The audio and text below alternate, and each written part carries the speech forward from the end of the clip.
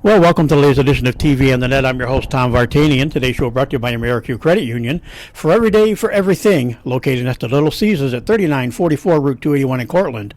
By Right Angle Creek Farm and Marathon. All natural, pasture-raised Angus beef from our farm to your table.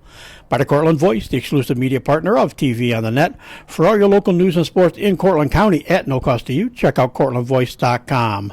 By the Royal Auto Group on Route 281 in Cortland, the home of no hassle, no razzle-dazzle. Check them out at RoyalAutoGroup.com. By Yeaman Real Estate at the entrance to Yeaman Park off I-81, exit 11 in Cortland. By DJ Philly C. Make your wedding, party, or event extra special with the best DJ in the area. Contact DJ Philly C at 607-745-4346. By Nicky C's Hometown Pizzeria and Meatball Shop on Route 281 next to Hobo's in Homer. Find them online for fast, secure ordering or call 607-749-5300. They have a unique menu with dietary-specific options. Nicky C's, your grab-and-go specialists.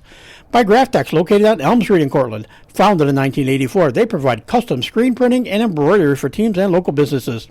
Graftex continues its dedication to servicing customer needs for innovative graphic designs, custom and printed apparel, and quality service. They are easy to contact at 1-800-417-7791. By Seven Valley Agency at 18 Tompkins Street in Cortland for all your personalized insurance services. Give them a call at 607-753-1821 or check them out online at sevenvalleyagency.com. Seven Valley Agency, where your money matters, our advice counts. By Riley's Cafe and Marathon, open 7 days a week for sit-in dining in a friendly family atmosphere. Riley's also offers carry-out and catering for some events. Check them out online at rileyscafe.com or call 607-849-6434. By Isaac Merker Studio, handling all your photographic needs in Central New York since 1982 at 74 Hamlin Street in Cortland. Give them a call at 607-756-0849 or check them out online at isaacmerker.com or on their Facebook page. By Arnold's Flower Shop, your premier wedding florist at 19 West Main Street in Dryden. For flowers for your wedding or any occasion, call 607-844-8601 or order online at arnoldsflowershop.com. By M&D Deli, located on Central Avenue in Cortland. Open Monday through Friday from 7 a.m. to 3 p.m. M&D has breakfast sandwiches, bakery items, and daily lunch specials. They are also available for catering. Check out their Facebook page for more information. Stop by or call 607-753-TO-GO. That's 753-8646. And look for their new food truck in the spring of 2022. By Crop Growers LLP, your first choice in crop insurance, located in Homer. Contact KC Slade at 607-591-2460 for more information. Well, we kind of wrap up our fall tour with Homer as we go back and we talk to the guy who's been coaching quite a while. He coached a good chunk of the time that I was involved in my writing career, and he's built a very successful program. 11-6 this year. They finished third in the OHSL Liberty Division with a 4-4 record. But when you look at their 4 losses, came to the 2 teams that met in the Class B sectional final, and of course the one team of those 2 is Marcellus, and they are still undefeated as they are heading into the tournament play. But otherwise a good season overall for the Homer volleyball team. So joining us today is Jeremy Cook. So Jeremy, welcome. Thank you so much for having me. Like you said, it was not a bad year overall. When you look at the overall record, it's not bad. And like you say, when you take on your 4 losses are basically to the 2 teams that were 1 and 2 in the division this year for the most part. So I mean, it's overall got to be pleased with the way everything went. Yeah, we were really pleased. Honestly, there's one match we wish we could kind of get back, and that's the Solvay loss at home. They're a very talented team. But we as a group kind of thought, the girls, especially thought that if we could get one more chance at them, that we might be able to beat them.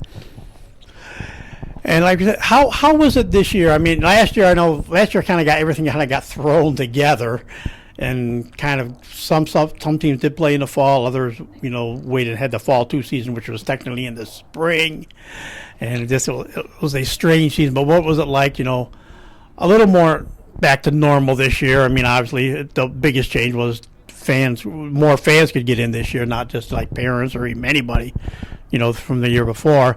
But of course, face masks had to be worn and stuff because it was indoors. But what was it like for the girls, going from a year where you didn't have a lot of fans watching games to, again, this fall, having, parents and again, having spectators? Yeah, I think my view was from the beginning that I would do whatever we needed to do for the girls to get to compete and for them to get to play in front of their peers and get students back in the stands.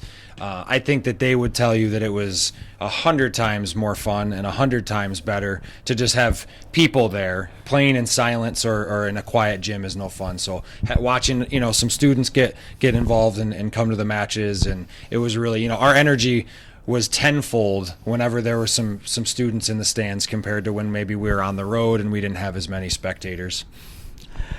So for you, as far as as a coaching career, what sports were you involved in back when you were in high school, and where'd you graduate from? And tell us a little bit about that history. Yeah, so I graduated from Casanova in 2001.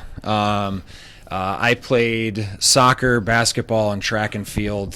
Three-sport athlete, pretty much my whole time at Cas. My high school phys ed teacher, Brian Elthorpe, he coaches the Cas varsity volleyball team still. He was my PE teacher at the time, and he was a great mentor for me, and he's the one that got me into coaching volleyball way back 2005.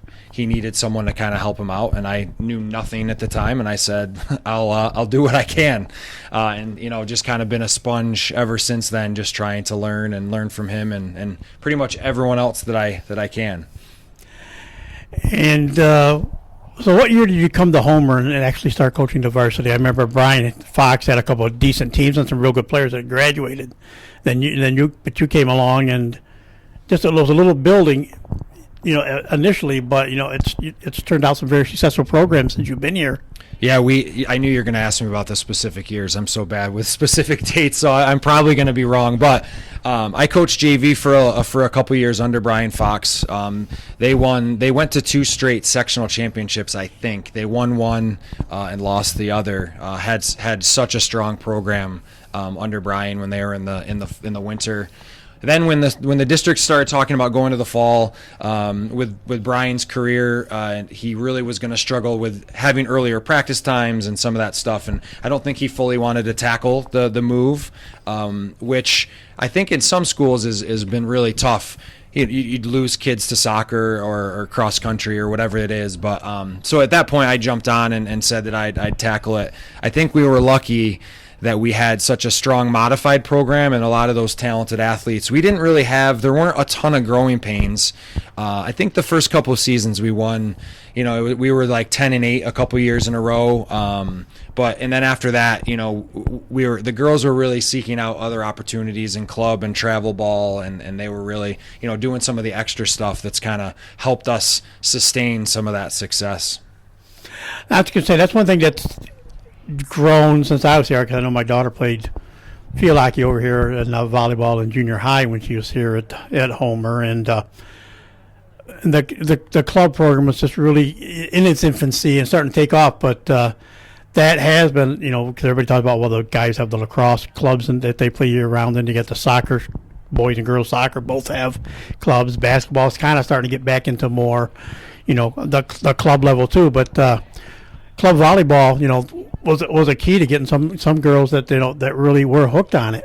Yeah, I mean that 2019 team when we played West Hill in the sectional final had 9 girls who had played travel volleyball and done everything that they could since the time they were in 6th and 7th grade. So I think that's one thing that we're seeing, especially in Homer, but I think other places, talking with other coaches too, with the whole COVID and so the girls lost some opportunities to kind of play and compete. So I think we're seeing that with, especially the level of the play where we're at. But I'm excited. We have a large handful of kids now that are going out and playing this coming winter, and they're going to be playing some travel ball. So that's going to definitely benefit them going forward. And I know the big thing to move to the fall, that's been happening over the years. It's slowly teams have been kicking and screaming to the fall, from the winter, and bigger schools like Homer, Cortland, though Cortland did go to fall this year for the first time, and so that's the first time they did that. You look at there was enough facilities to kind of get everything in, but yeah, but now you're dividing us, a school that has girls soccer, girls tennis, and field hockey and cross country, and so you're thinning the pool out a little bit, and who wants to go where. In the winter, it's really basketball and indoor track now, but other than that, it's basketball or the indoor track for the girls. So there wasn't as many opportunities in the winter, so it's kind of weird that it has gone to the fall season more, but for a lot of smaller schools, it has to be that way just too because of gym space availability. But that's the only thing everybody's ever questioned about fall volleyball, but it's just statewide. It's gone that way. Yeah, I wanted to compete where the state tournament was. You don't have a chance to make it there all the time, but that one time you've got the team. It would be terrible to have it just end with a sectional title if it was still in the winter. I've had some really close colleagues make it to the state tournament, and the experience that is for the kids is just incredible. So I just kind of keep drawing back on that, like that one time, if we get a chance to kind of make that, it would all be worth it. I think in Homer, we've got a really good working relationship. So, Ben and Nancy, and we all kind of have a mutual respect for each other. So it works really well, when those kids do have to make a decision, because it is hard. But I think we each have our own little niche, and it's the kids are I think true to the sports that they're playing, and it's not too terrible. I think in other places it's a little more detrimental. One program draws everyone to theirs. But I will say that a basketball kid is a volleyball kid, so I do see why they're in separate seasons. We want those tall, long, athletic players when they come through. Yeah, and like and like I said, it's turned out well here. Like I said, the soccer team has still continued having success as is the volleyball team. So those are the two main ones that really you saw the most impact. Tennis players, there was a little more limited pool of anyways of what you have, though occasionally you might have lost, Nancy may have lost a player or more, but in most cases that wasn't the case, and field hockey is still trying to kind of refinding its footing, and of course it was nice to see them make it, get a sectional game this year. Brookhead's done a nice job since taking over there, and so they at least made sectionals this year. So, so it's kind of so they all can kind of coexist. It's just a little trickier part to how you make it all work. Yeah, absolutely.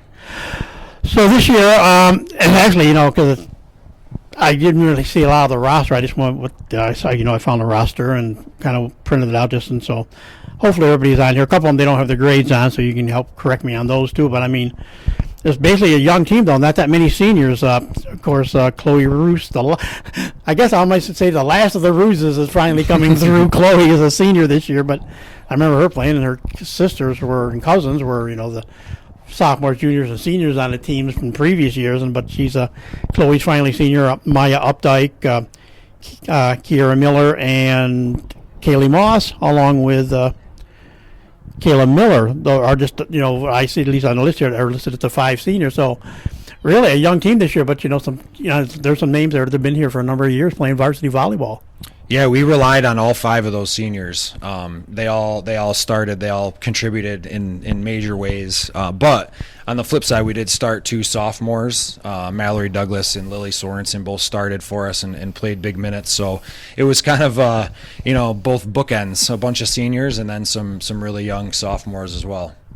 And talk a little bit. Go ahead. Like Chloe has some. Chloe did a little bit of everything. She had the kills. She had the assist. She had the digs. Let's see, 49. These 49 aces according to the stats I've got here. 105 kills and 131 digs. So she did a little bit of everything. But talk about Chloe and the rest of the seniors that you had this year. Yeah, I got the pleasure to coach her sister. Carly before her, who was a tremendous player for us, and then I honestly wasn't sure if Chloe was gonna come. I was a little worried after she made her commitment to UAlbany to play lacrosse that maybe she was gonna kind of focus on strength and conditioning and stuff, but really pleased that she decided to come out. Ended up being team captain, and like you said, she really did a little bit of everything. For her size, she is a tremendous athlete, and she hammers the ball. She was our team kills leader, team ace leader as well. She's gonna find herself in the Homer career stats, kind of up there in both of those categories as well. So she's got a competitive edge that not a lot of other people have. She just really doesn't want to lose, and she kind of wills that on her teammates, which is kind of a coach's dream, having a player like that there out on the floor. Yeah, and of course the other, as far as we want to talk about, the person leading on the assist side. I think that's another one of those seniors. Maya Updike led the team to almost 200 assists this year, and obviously nothing happens up on the front line without the setters and the people making the passes and everything like that. So we can say a little bit about Maya. Yeah, Maya, again, voted team captain by her teammates, so she was, again, another leader out there. She shared some of the setting responsibility last year, and so this year, it was on her. It was her job, and she kind of took ownership of that early.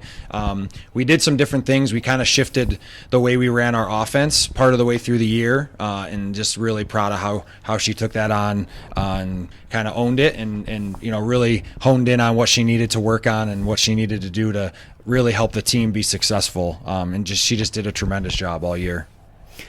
And what would you like to say about the other three seniors, like Kira Miller, Kaylee Moss, and Kayla Miller? So the two Millers, which is the Miller pair. Yeah. I never say sisters automatically because sometimes they're cousins, but yeah, they're three of them. The Miller twins. Yeah. So Kayla Miller was a middle hitter for us, and so she, for her size, tremendous net play, unbelievable at the net. Kind of undersized against some of the bigger teams, bigger schools like West Hill and Marcellus, but really just played as if she was 6 feet tall with the number of times she blocked and how she played the net.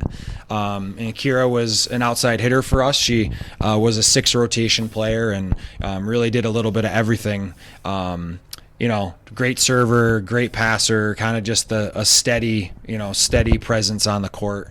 And Kaylee Moss, God bless her, I kind of bounced her around all over the place with where we needed some help or where we thought she could help. Played some right side, did an awesome job over there, and then about 3/4 of the way through the season, we thought she could do a little bit more on the outside, hitting in the front row, and she really did. She kind of came alive over there and gave us a little bit of a lift on offense. And like all the good kids, we got such outstanding kids here, and she just kind of she rolled with it wherever we needed her. She just went and did the best she could. Well, like I said, this roster, there's 2 players that don't have a grade, so we'll hit both of them as we go. But like I said, the 5 seniors, actually 5 juniors.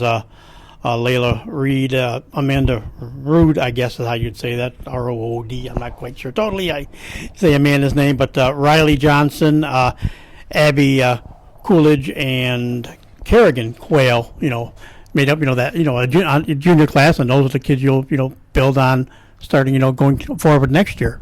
Yeah, it must be Madison Wedgie is a junior also, so that must be one of the ones that's missing there. But yeah, a good sized junior class.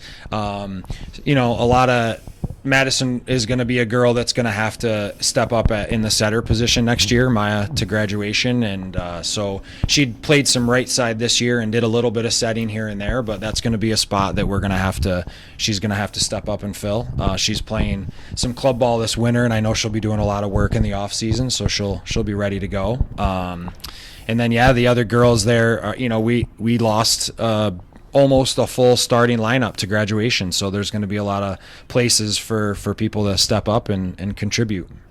What about Layla Reed? What's her potential looking like? Yeah, Lila's going to be a DS, so I hope she comes back and gets tough defensively.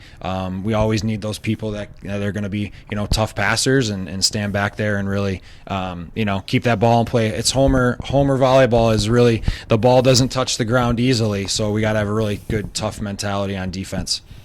Okay, like we said, also we have Amanda Riley and Kerrigan. What can you say about those other 3 juniors? Yeah, so they're all going to be looking to get into that lineup. Kerrigan and Amanda are both outside hitters, so we're graduating all our outside, so there are going to be some availability there for them to step in and play. Riley, actually, she plays right side. She's I haven't had the opportunity to coach many lefties in my career, but she's a nice lefty. Great blocker in the front row. She got some time this year on that right side, and she's a very strong server, and something about the way her serve comes off the left hand is really tricky for passers, so I hope we can really take advantage of that this coming fall. Yeah. And you said definitely, the two definite sophomores, that you talked about, you kind of mentioned about her. Mallory Douglas actually was the one that led the team in digs this year, 208. So I think she was a lot of backline play with her, because that's kind of where you see a lot of that happen. And then, as you said, Lily Sorensen. What about those two? Yeah, so Mallory was a libero for us all year, so she was a rock back there. She did an awesome job. With sophomores coming from that short COVID season that they had last year, was kind of a really quick change to this year. They had to pick up the speed of the game, I think, was the biggest challenge for those two, to kind of, the speed from JV to varsity is just so much faster. But luckily, great athletes. Mallory stepped in, obviously 200, and I think she's going to end up with, I think there was a couple more than 208. It might be 223 or something when it was all said and done. But anyway, whatever it is, it's a tremendous amount of digs. She was super tough back there. Lily, she's probably a player that could be a 6 rotation player. I hope that she gets there. But she played middle for us this year. When her and Maya got connected on offense, she was really a force to be reckoned with. She's a great blocker. A lot of times she would be, matched up with the best hitter that Marcellus and West Hill had. And so she really didn't, back down from that challenge at all. She's got the Sorensen competitiveness in her, just like Sam and her dad and her mom. So that's no surprise there. Like we said, Melina Hodge was the other one that's on there, and didn't have a grade, so I wasn't sure where she fell in the group. And I saw she got some limited time, but also contributed this year. Yeah, I didn't mean to forget about Melina. She's a junior. She's coming back. She's going to fill some feet in the middle. I told her at the end of the season, she had the best last 3 weeks out of any player I've ever seen. Something kind of came alive in her, and I think she's going to be playing some winter ball too. So I'm really excited to see how she comes back. She's just a tremendous kid, hard worker, and if she can believe in herself, she's going to do some great things. And as we said this year, 11-6 overall, 4-4 in the division, but 11-6 overall. Never really anything extended to a couple 2-game losing streaks in a row, kind of where they fell in. Of course, the first one, like you said, was Salve, then at Marcellus. And then the other was Marcellus and West Hill, and then just sprinkle in there another loss to West, 2 other losses to West Hill, including the sectional semifinal round. So it was a team that for like a 4-game win streak, 3-game win streak, 3-game win streak. It was it was a team that played with a lot of consistency, I guess, for the most part. Like we said, just the losses for the most part are teams that were just a bit better this year. Yeah, Marcellus and West Hill were state ranked for the majority of the year. I've said it for honestly since 2017. I think Class B is probably one of the stronger. Section 3 Class B is a really tough place to live. There's a couple state championships have come out of that group. West Hill won 2 in a row in 2018 and 2019. So if you're going to beat that level team, you've just got to be really good. I think they were just a little bit better. But like you said, we beat and competed with everyone else just like we should. And I was proud that the girls could, not have a night where they just couldn't put it together, couldn't focus, and we truly just beat the teams that we should. And we gave the Marcelluses and the West Hills a good fight the other times too. Yeah, West Hills, it's just a team I remember always being the more dominant. Marcelluses, I don't remember as much any time. But of course, back in some of the times that when I was covering the team, you had the years of Skinny Atlas before they dropped down and a division and stuff too. And so I'm thinking, but West Hill was always that team that was just always there, whether it was a winter, whether it was a spring or a fall, was just always a very solid volleyball team overall. They're doing such a good job over there. The JV coach is modified as well, which is what we have working in our favor now here in Homer. Melissa just started coaching some modified, so that's a good thing. Just so much continuity through their program, and I feel like when you're in Syracuse or you're in a city, you've got more opportunity. So I think those kids are playing an awful lot, and then there must be something in the water. They had.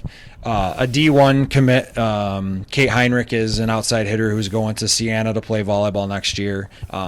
They have, I think, one freshman starter and a couple sophomore starters that are just tremendous athletes.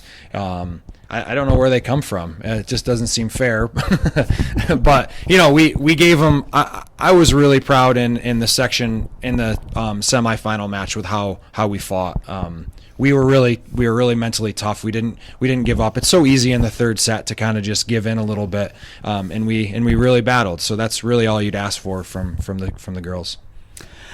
One of the biggest things, like when you talk about volleyball, you got the backline players. They're back there, and the libero kind of works in and out everywhere.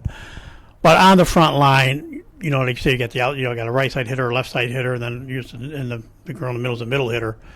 What kind of gives you what's the indication? What makes a player a good middle hitter compared to a left side or a right side hitter? Yeah, sure. So a lot of times the outsides play in the front row and the back row. They don't have to, but a lot of times that's what you want.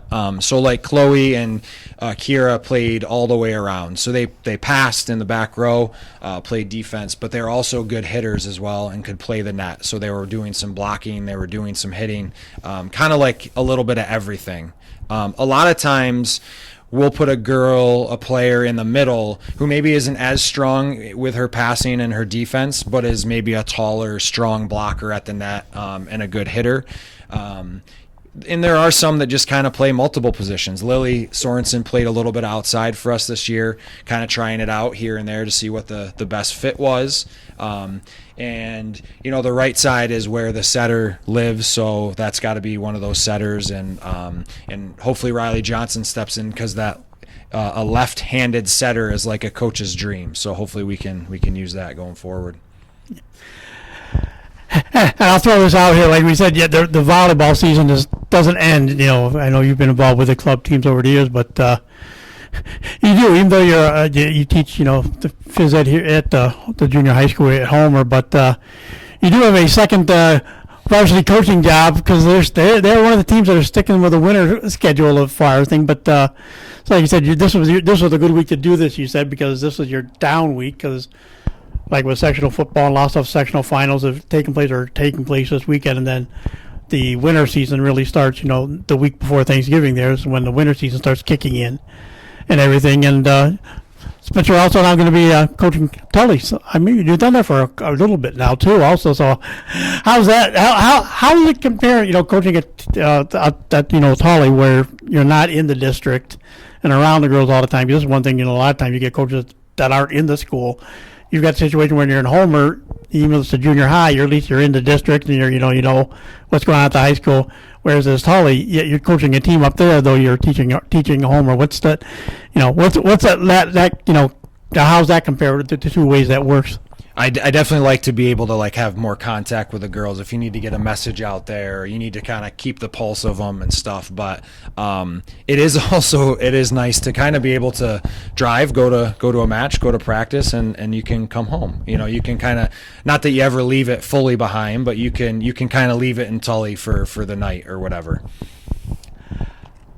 And I'll throw this in out here, and she'll probably hate me if I tell her. When I tell her, guess what? You made a podcast, and I want to talk to her at some point down the road. But I remember when I came and started covering Homer athletics, and she was a staple. There were women coaches that were staples here. Barb Wood with field hockey, Nancy Cavalier, still the longest running varsity coach now, even a little more time than Gary as far as a head coach. But a person, and the kids loved it. She still did the modifieds for a number of years. Well, one was Randy Patterson, who's very well also respected, but I got to deal a lot back in the day with Lynn Renner, What do you kind of think of, like Randy and Lynn, what kind of marks did they leave on the program to begin, to where it is now? Yeah, I mean, I owe personally just a ton of our success to those two. They were in the trenches, teaching at the intermediate school and teaching at the junior high. Lynn finished her career at the junior high. They were here, the ones that were grabbing the girls and kind of teaching them the love of the game. And our numbers have been super strong through the modified program, and that just shows how much the kids like them and listen to them and respect them as coaches. And I can't thank them enough. And I have a place in my heart for Lynn, just because we taught together, and I taught with her on her last year and everything. So we just love them to death. And the girls absolutely adore when Ren's working the table at matches, and it's really cool to see. So we said you do lose some good seniors this year, but a good amount of depth coming back. So where do you see this program going this next couple years? Yeah, Melissa Sorensen and I were just talking about this the other day. I think the course of the next 4 to 5 years, we're looking really strong. The modified program this year had 61 kids try out for modified, which is, the numbers are just it's tremendous. The district created a third modified position to kind of keep more kids in the program, and it's so important coming out of COVID that kids have a chance to do something and be a part of a team, and we're glad it's volleyball, but the support from the district with that is outstanding, just to keep more kids around. But we've got good numbers. You never know what's going to happen with what they choose, whether they go to soccer or field hockey or whatever. But as of right now, things are looking really good. And like you said, yeah, I mean, a lot of people go, well, there shouldn't be cuts in junior high, modified junior high, because that's a chance for to keep kids in some sports. The numbers aren't very big. Yeah, but when you're looking at, there's only six players on the court at the time. 61 is a big number to try to how many do you keep on each squad to kind of make things work. But I mean, it's like you say, if you can keep those numbers there, and like you said, the involvement in club is a big part to it. It's kind of helps someone to try to decide how much they really like it. You get involved in the clubs, and so as far as that goes, the club level, what like we said, it's been kind of something that's grown at Homer over the past decade or so. That's where the club has really come on more, but how important have you seen that with that coming along to the development of the players that are now on the varsity also? Yeah, I mean, once COVID hit, our specific club, Crown City Volleyball Club, kind of stopped what we were doing. We were having a hard time coming up with gym space that we could use, and that time was pretty tough for us as a group. We still haven't really fully kind of come back, but a lot of the girls are seeking other opportunities. If we're going to be competitive with the top teams in Class B, and especially in the state, those girls are going to have to be doing just a little bit more than just the traditional fall season. It's a hard balance with them being high school athletes, which they all should be doing. They should be encouraged to do that. But in terms of volleyball, all those other schools, they have kids that are out there, grinding and being competitive and learning and playing, and so it is really important. Well, Jeremy, I want to thank you, taking time to talk to us today. Congratulations on a very, a good season here at Homer, and we'll wish you a little luck up in Tully this year. We'll see how your winter season goes, but thanks for taking time to talk to us today. Thanks, I appreciate that, Tom. And that'll do it for this edition of TV on the Net. Today's show brought to you by American Credit Union, for every day, for everything. Located next to Little Caesars at 3944 Route 281 in Cortland. By Right Angle Creek Farm and Marathon, all natural, pasture-raised Angus beef from our farm to your table. By the Cortland Voice, the exclusive media partner of TV on the Net. For all your local news and sports in Cortland County at no cost to you, check out CortlandVoice.com. By the Royal Auto Group on Route 281 in Cortland, the home of no hassle, no razzle-dazzle, Check them out at royalautogroup.com. By Yeaman Real Estate at the entrance to Yeaman Park off I-81, exit 11 in Cortland. By DJ Philly C. Make your wedding party or event extra special with the best DJ in the area. Contact DJ Philly C at 607-745-4346. By Nikki C's Hometown Pizzeria and Meatball Shop on Route 281 next to Hobo's in Homer. Find them online for fast, secure ordering or call 607-749-5300. They have a unique menu with dietary-specific options. Nikki C's, your grab-and-go specialists. By Graftex, located on Elm Street in Cortland. Founded in 1984, they provide custom screen printing and embroidery for teams and local businesses. Graftex continues its dedication to servicing customer needs for innovative graphic designs, custom and printed apparel, and quality service. They are easy to contact at 1-800-417-7791. By Seven Valley Agency at 18 Tompkins Street in Cortland for all your personalized insurance services. Give them a call at 607-753-1821 or check them out online at sevenvalleyagency.com. Seven Valley Agency, where your money matters, our advice counts. By Riley's Cafe in Marathon, open 7 days a week for sit-in dining in a friendly family atmosphere. Riley's also offers carry-out and catering for some events. Check them out online at rileyscafe.com or call 607-849-6434. By Isaac Merker Studio, handling all your photographic needs in Central New York since 1982 at 74 Hamlin Street in Cortland. Give them a call at 607-756-0849 or check them out online at isaacmerker.com or on their Facebook page. By Arnold's Flower Shop, your premier wedding florist at 19 West Main Street in Dryden. For flowers for your wedding or any occasion, call 607-844-8601 or order online at arnoldflowershop.com. By M&D Deli, located on Central Avenue in Cortland, open Monday through Friday from 7 a.m. to 3 p.m. M&D has breakfast sandwiches, bakery items, and daily lunch specials. They are also available for catering. Check out their Facebook page for more information. Stop by or call 607-753-TO-GO. That's 753-8646. And look for the new food truck in the spring of 2022. And by Crop Growers LLP, the first choice in crop insurance located in Homer. Contact KC Slade at 607-591-2460 for more information. So, for my guest, and a good season once again for him, for Homer Girls Volleyball Coach, Jeremy, boy, I'm just having a long time now, Jeremy Cook, and yours truly, Tom Vartanian. Thanks for listening, and we'll talk to you again soon.